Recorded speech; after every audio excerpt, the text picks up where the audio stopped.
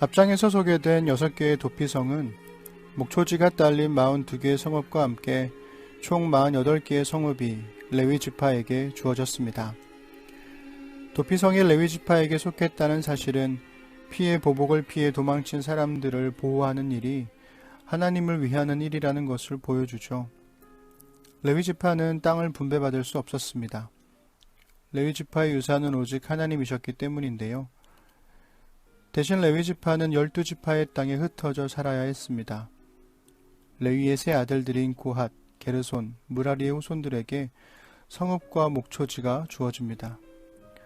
그중 고핫의 자손 중 제사장이 되었던 아론의 자손들은 13성읍을, 나머지 고핫 자손들은 10성읍을, 게르손의 자손들은 13성읍을, 무라리 자손들은 12성읍을 받습니다. 그리고 이 모든 것은 하나님께서 모세에게 명령하신 대로 이루어집니다. 그렇다면 레위인들은 왜 12지파의 땅에 흩어져 살아야 했을까요? 야곱이 12아들들을 축복하는 창세기 49장의 5절에서 7절을 보면 시므온과 레위가 세겜 사람들을 잔혹하게 죽였기 때문에 야곱이 그들에게 흩어져 살게 될 거라고 축복하는 이야기가 나옵니다. 실제로 시므온 지파의 땅은 유다 지파에게 흡수되고 레위 지파는 말 그대로 정말 흩어져 살게 되죠. 그러나 하나님은 이러한 야곱의 말이 저주가 되지 않도록 새로운 의미를 부여해 주신 것 같습니다. 레위인들이 12지파의 땅에 흩어져 살게 된 이유를 크게 2가지로 정리할 수 있습니다. 첫째, 레위 지파는 각 지파에 속하여 하나님의 율법을 가르쳐야 했습니다. 혹자는 이스라엘의 모든 사람이 레위의 성읍으로부터 10마일, 즉 16km 안에 살았다고 하죠. 즉 이스라엘은 일상의 모든 문제들에 대해 충고와 조언을 들 수 있는 율법 전문가들을 가까이 두고 살았다는 이야기입니다. 둘째, 레위 지파는 목축을 통해 반유목민으로 살았으며 광야 생활을 했던 조상들의 생활 양식을 어느 정도 이어가야 했습니다. 정착 생활을 하는 이스라엘 사람들에게 하나님을 의지하며 살아가야 함을 보여주는 모델 역할, 즉 하나님의 나그네로서의 모습을 상기시키는 존재들이었다는 겁니다. 이러한 이해를 기초로 레위 지파의 성읍들에 관한 여호수아 21장 1절부터 45절을 읽어드리겠습니다. 레위 지파의 지도자들이 제사장 엘르앗살과 눈의 아들 여호수아와 이스라엘 백성의 다른 지파 지도자들을 찾아왔다. 이것은 가나안 땅 실로에서 있었던 일이다. 그들이 말했다. 하나님께서 모세를 통해 명령하시기를 우리가 머물러 살 성읍들과 우리 가축들을 먹일 목초지의 사용 권한을 우리에게 주라고 하셨습니다.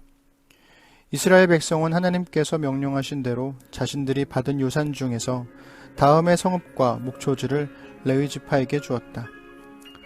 고핫 가문의 몫을 결정할 제비는 이렇게 뽑았다.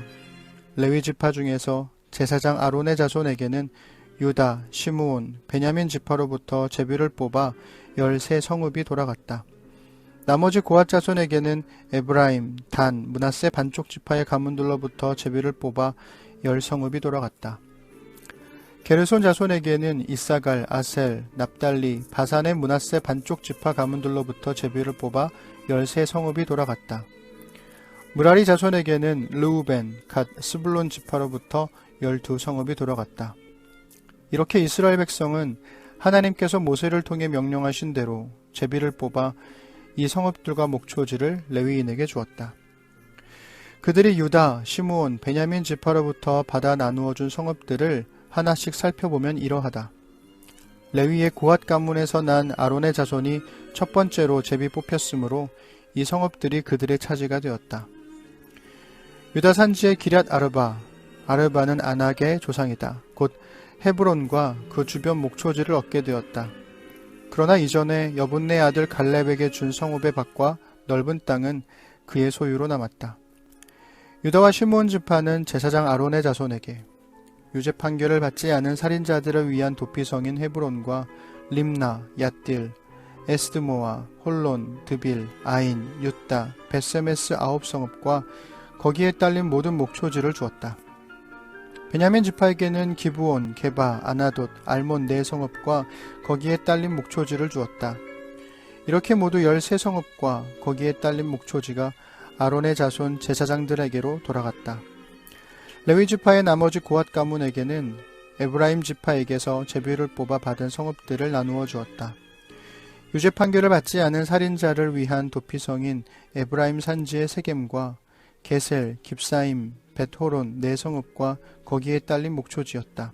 단 지파에서는 엘드게, 기브돈, 아얄론, 가드림몬 네 성읍과 거기에 딸린 목초지를 주었다. 므낫세 반쪽 지파에서는 다아낙, 가드림몬 두 성읍과 거기에 딸린 목초지를 주었다.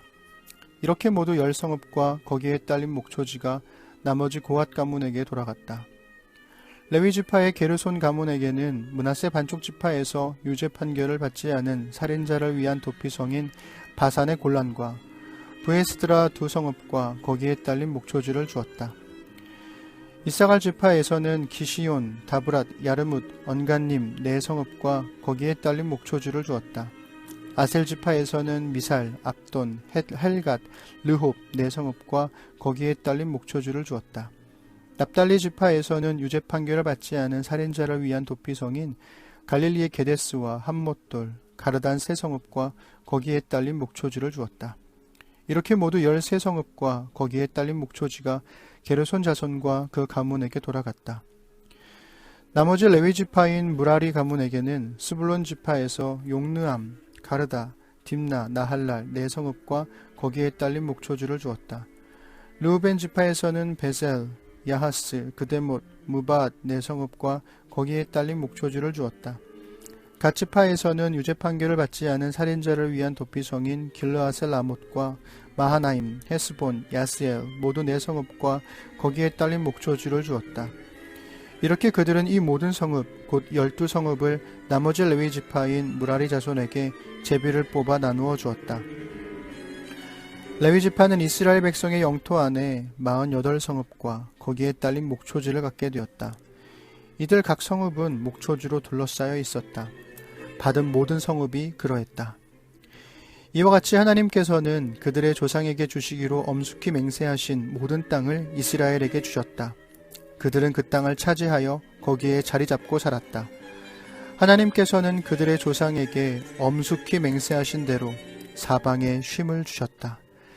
그들의 원수들 가운데 어느 누구도 그들에게 맞서지 못했다.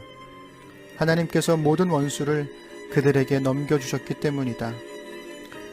하나님께서 이스라엘 집에 주신 모든 선한 말씀 가운데 단 한마디도 이루어지지 않은 것이 없었다. 모든 것이 그대로 되었다. 마지막 43절부터 45절은 이제 정말 12지파를 위한 땅 분배도 끝났고 레위 지파를 위한 성읍의 분배도 끝났다고 선언합니다. 모든 것이 하나님의 말씀대로 완결되었으며 하나님께서 모든 원수를 넘겨주셨기 때문에 사방에 쉼이 찾아왔다고도 말하죠. 그러나 이후 등장하는 사사기에서 이스라엘은 여전히 자신들이 분배받은 땅을 차지하기 위해 치열하게 싸워야 했습니다.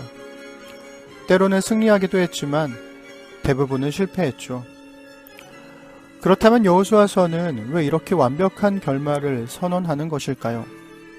여호수아서가 포로기에 최종 편집되었다는 것을 기억하시나요? 나라를 잃고 포로로 끌려간 이스라엘 사람들에게 여호수아서의 성공적인 결론은 책망이자 소망이 되었을 겁니다. 특히 포로기에 이스라엘의 회복운동을 주도했던 레위 지파의 후손들에게는 뼈아픈 책망이자 소망이 되었겠죠. 여호수아서의 완벽한 결론을 뒤집어 읽으면 각 지파에 흩어져 하나님의 말씀을 제대로 가르치지 못했기 때문에 땅을 잃게 되었고 광야에서 하나님을 의지하며 살아가는 하나님의 나그네로서의 모습을 레위 사람들이 제대로 보여주지 못했기 때문에 안식을 잃게 된 것이니까요. 그러므로 포로기 이후에 이스라엘 사람들이 여호수아서를 읽는다는 것은 하나님의 말씀을 따라 하나님만을 의지하는 나그네로서 살아가야 땅과 안식을 얻는다는 소망을 갖게 했을 겁니다. 그렇다면 이러한 책망과 소망의 가르침 다음에 나올 내용은 무엇이어야 할까요? 당연히 언약 갱신일 겁니다. 여호수아서의 나머지 내용은 언약갱신을 향해 힘차게 나아갑니다.